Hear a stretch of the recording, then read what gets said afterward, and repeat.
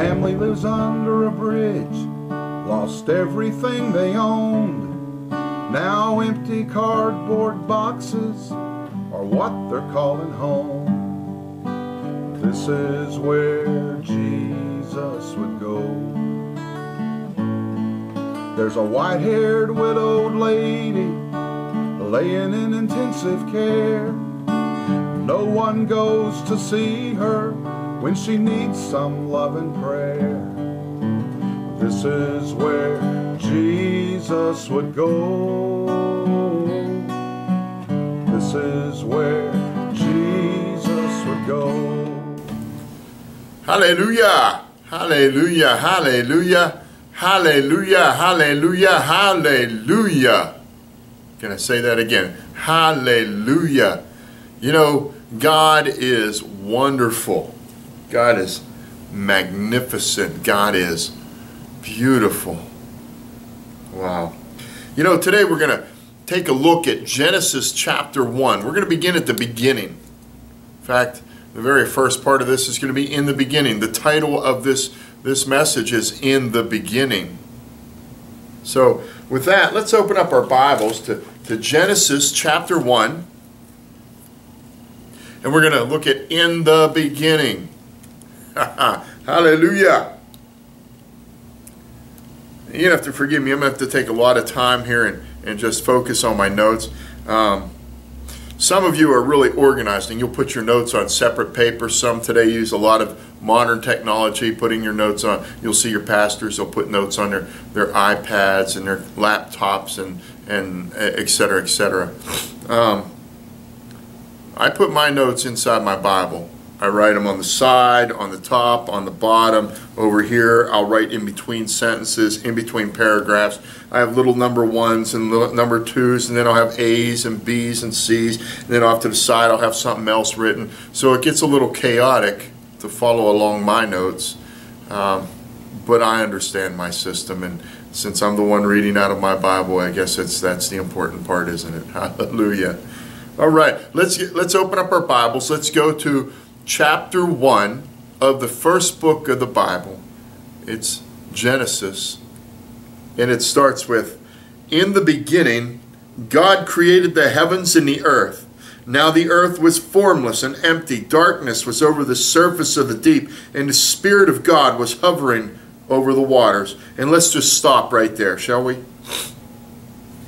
Right here in this first verse, the first chapter, verses 1 and 2, I guess it's the first 2 verses then, no, isn't it?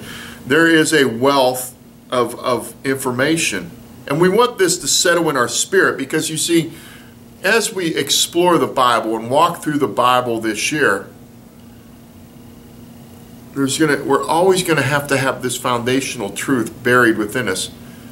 Now, in the teaching on Psalm 24, we kind of touched on foundational truth that everything is the Lord's. The whole earth belongs to the Lord, and all who live in it are the Lord's. You see, we're gonna dig deeper into that right now. All right. So, in the beginning. Now let's just take a look at my notes here. I have in the beginning, and I just underlined that, in the beginning, and I put a little number 1. And we go over here, and this is what I wrote: before anything, at the start, before it started, at the start of time. In the beginning. That's what it means. I wonder what that means in the ancient Hebrew. Oh wait, it means in the beginning, at the start, at the starting point, in the beginning. And it goes on, it says, God created. You see, God created. It doesn't say God drew some things together to create from those things. You see, there's who was it? Now, my brother had told me this joke one time, and these scientists that who were always trying to disprove God and prove that all kinds of stuff. They tried to prove evolution and everything else, and they got to this point. They got to this point where they could create man, and then they died. And then they stood before God. And as they to try to defend their position before God, and they said, well, we can create men too. Doesn't that make us a God? And so God says, well, go ahead and show me. Make a man. And so they gathered together some dirt, and God said, oh, wait a minute. Get your own dirt. You see, God created. God didn't go and get stuff that was and then fabricate from. God initiated. He created. He was in the beginning. God created. He drew forth from himself. He spoke, and it was. God created. He created the heavens and the earth. Now, this word, the heavens, in this context,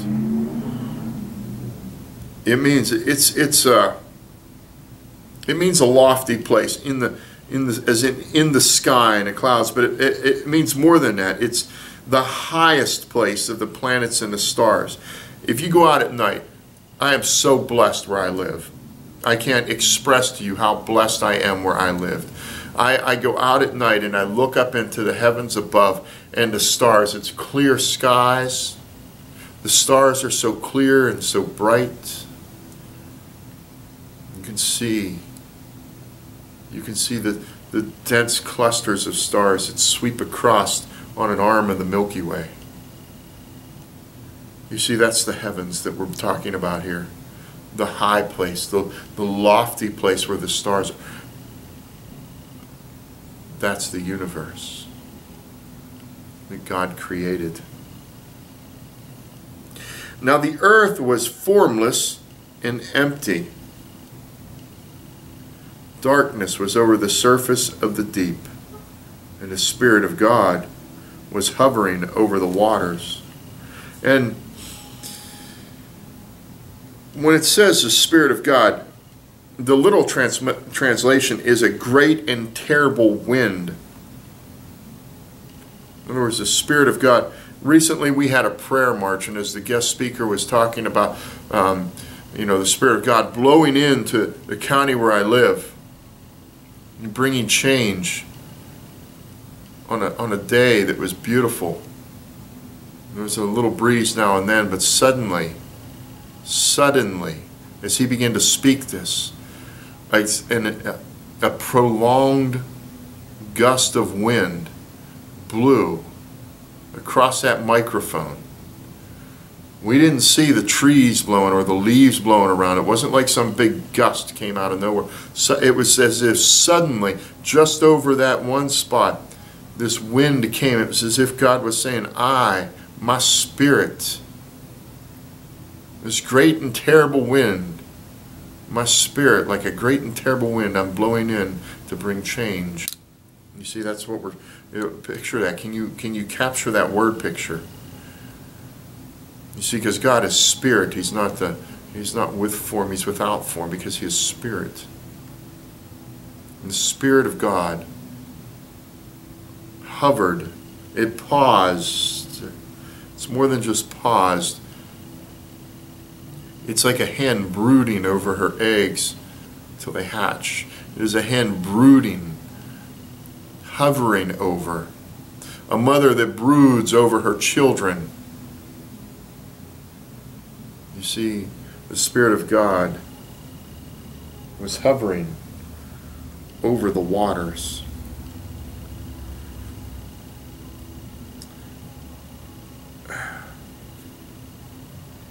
Now, we have to understand the context of Genesis 1:1, because some will tell you that, it's talking about, this is not about everything. The Bible is a revelation of God's love to man. It is a revelation of how God created man, that He loved man, that man fell, and that God is redeeming who He loved. All right? So the context of Genesis 1:1 is not necessarily the beginning of everything. We can't read into this the beginning of the angelic hosts or the high and lofty places of heaven where God dwells. Don't read more into it than there is, because there is a backstory to this. If you want to talk about the historical creation of everything. This is just a part of it. There's a backstory to this. This is about the creation of man. And we talk about the creation of earth and the things in earth because it sets the framework for when God creates man. So the context of Genesis 1:1 does not say at the very beginning, but rather at the beginning of this portion of existence, or the history of the world and that which is in it. So don't read more into it than there is. But there's something I want to point out to you, and this is I put this in my Bible, Genesis 1:1, because it always constantly reminds me that although we draw our historical reference here, our Bible, the book of Genesis, we draw on a long history from Christianity and before that into the Jewish culture. We draw this from Moses. Listen, on a stele, a monument that predates this time period. I want you to hear what's written on this monument. Noble God of the first occasion, who built people and gave birth to the gods, original one who made it possible for all to live, in whose heart it was spoken, who saw them evolve, who foretold what was not and thought of what is. This is inscribed in a stone monument. O noble God. It's talking about our God of the first occasion. You see, it's talking about God. Take some time. You know, we're about out of time. But take time on Genesis 1. Start there and just contemplate this. In the beginning, God created the heavens. All this belongs to Him. And when He hovered over the waters of the deep, it's like a hen who broods over her eggs. Think about it. And God bless you. There's a broken-hearted father suffered his greatest loss as he watched his only son die on an old rugged cross. This is where Jesus would go. This is where Jesus would go.